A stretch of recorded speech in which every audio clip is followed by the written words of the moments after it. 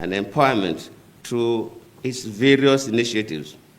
Today's colloquium is a testament to this commitment, and I'm confident that our discussions and deliberations will yield valuable insights and recommendations in this regard.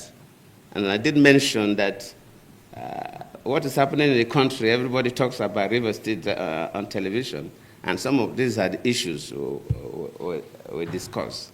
We're talking about building a society where no one is oppressed, as reflected in the top paragraph of our national anthem.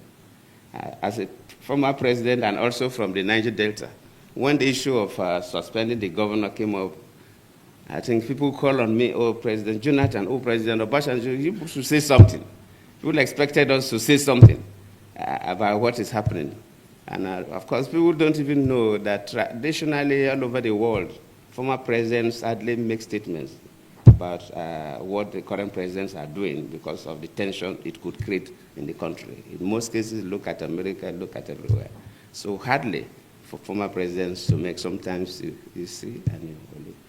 And of course, what is happening in Nigeria today regarding the situation in River State is like an Indian proverb that said that if somebody is sleeping, really sleeping, you can easily wake up that person.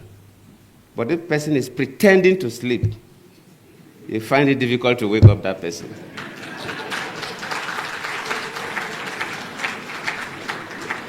The key actors in Nigeria, from executive to the legislature, luckily Senator Binta and others are here, and the judiciary, they know the correct thing to do. But they are refusing to do it. They are pretending to sleep. And waking such a person is extremely difficult because the person knows the right thing. A clear abuse of offices, clear abuse of power, clear abuse of privileges, cutting across from the three arms of government, from the executive to the parliament to the judiciary. And I always plead with our people that whatever we do affects everybody. And sometimes we do things and we think that it doesn't affect us. I've been a president before, and even after leaving office as a former president, people get to me. Why is that our passport is not valued that much? Why is that Nigerians are not given the kind of treatment we're supposed to receive at the international airports? Sometimes we think it's because of Yahoo boys or 419ers. No, not only them. Yes, they are part of the problem. But whatever happens in the country, decisions that are taken by the executive arm of government, decisions that are taken by the parliament, judicial decisions affect everybody. For example, no businessman can bring his money to invest in a country where the judiciary is compromised, where a government functionary can dictate to judges what judgment they will give.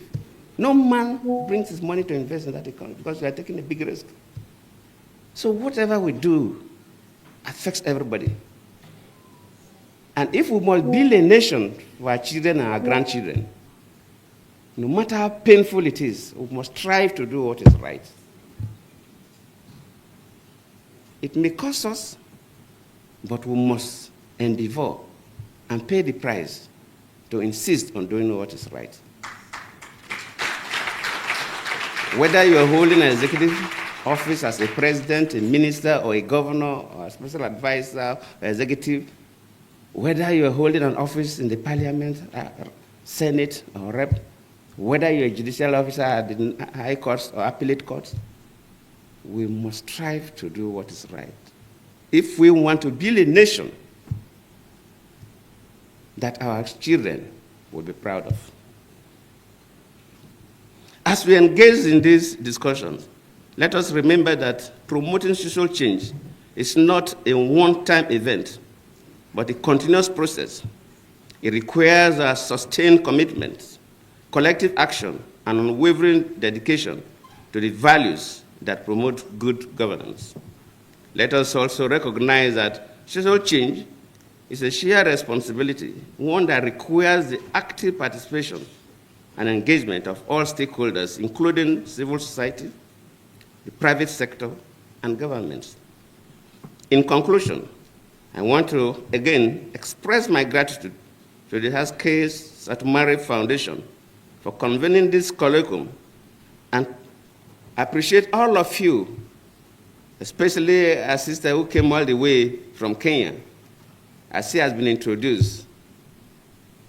If you are ticking the boxes for people that are supposed to be here, she filled all the gaps.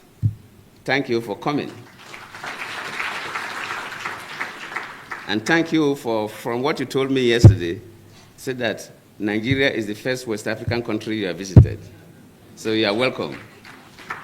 And I hope you will enjoy Abuja, and we'll listen to you and we'll listen to all others. So I thank you very much. Former President Goodluck Jonathan and Nobel laureate Wole Soyinka have spoken against the suspension of elected officers in Rivers State.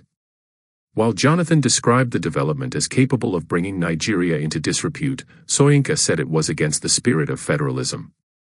President Tinubu had, on March 18, declared a state of emergency in Rivers, citing the breakdown of governance as a result of the war of attrition between Governor Siminalayi Fubara and the state lawmakers, as well as attacks on oil facilities in the state. Tinubu also suspended Fubara, his deputy, Ngozi Odiyu, and members of the State House of Assembly. He thereafter swore in a retired Chief of Naval Staff, Ibakat Ibas, as the state's sole administrator. The president relied on Section 305 of the Constitution of the Federal Republic of Nigeria, 1999, as amended, to back his action. 48 hours after the declaration, the National Assembly approved the emergency rule in Rivers State, though some lawmakers expressed their opposition to it. However, many stakeholders, including governors elected under the People's Democratic Party, the Nigerian Bar Association, the Nigeria Labour Congress, senior advocates of Nigeria, and civil society organizations, have spoken against the emergency rule. Speaking at the Haske Satomari Foundation colloquium in Abuja on Saturday, Jonathan condemned the suspension of democratic rule in Rivers State, saying he was disappointed that elected officials were removed. These actions by key actors in the executive and legislative arms of government paint the country in a negative light, Jonathan, who was the chairman of the program, said. The former president maintained that the image and investment opportunities of the country heavily depended on the actions of the executive, legislature, and judiciary. He blamed the three arms of government for their roles in the Rivers crisis, accusing them of engaging in abuse of power. The key actors in Nigeria, from the executive to the legislature and the judiciary, know the correct thing to do, but they are refusing to do it. They are pretending to sleep, and waking such a person is extremely difficult because the person knows the right thing. A clear abuse of offices, clear abuse of power, clear abuse of privileges, cutting across the three arms of government, from the executive through the parliament and to the judiciary, Jonathan said. He noted that though it was not the norm for former presidents to comment on some issues so as not to heat up the polity, his comment was necessitated by persistent calls from many Nigerians for him to speak on the events in Rivers State as a prominent son of the Niger Delta. The former president said it was difficult for anyone to have faith in the judiciary in a situation where an individual dictated what to do to the bench. While presiding over the affairs of the country, Jonathan declared a state of emergency in three northeast states, Borno, Yobe, and Adamawa, in May 2013 due to the Boko Haram insurgency. But democratic institutions in those states were not suspended. On his part, Soyinka said the declaration was against the spirit of federalism. The Nobel laureate, who spoke to an international news outlet, the Africa Report, maintained that the declaration of a state of emergency in the manner with which it was carried out betrayed federalism. According to Soyinka, the 1999 Constitution gives too much power to the president, saying there was the need for a national discussion on the matter. Stay tuned for more updates, stay safe and have a blessed day.